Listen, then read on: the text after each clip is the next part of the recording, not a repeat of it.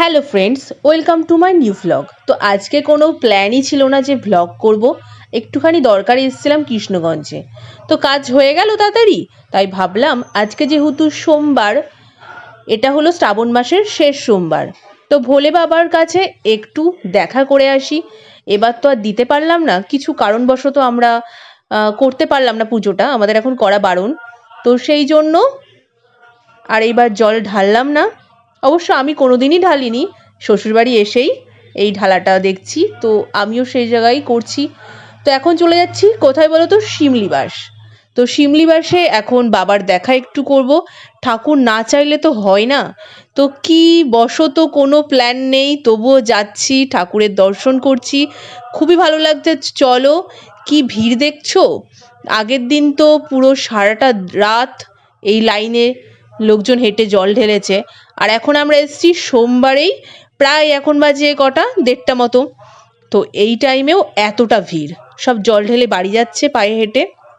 চলো, বেশি বকবক না করে সামনে এগিয়ে যাওয়া যাক, দেখি, তোমাদেরকেও দেখাই।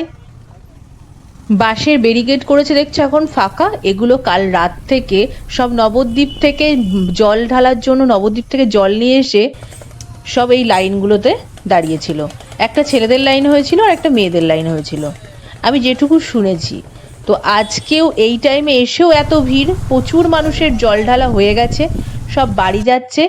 এখন এইটুকু অবধি আমরা বাইকে আসতে পেরেছি, এখন যেহেতু ফাঁকা তাই। তো তারপরে এখন হেঁটে হেঁটেই যাচ্ছি, দেখছো এই যে লাইন।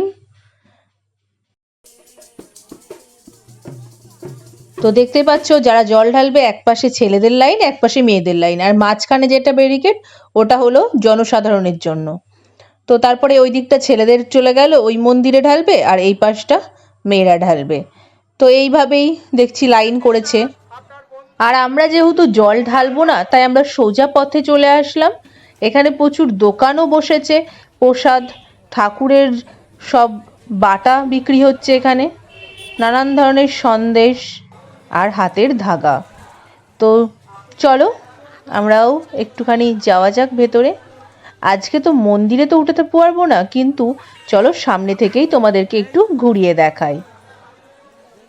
তো এই পাশটা হলো রাম সীতার মন্দির আছে, আর দুটো আছে শিবলিঙ্গর মন্দির। কত মানুষ জল ঢেলে কলসিটা ফেলে গিয়েছে, দেখতে পাচ্ছ তোমরা।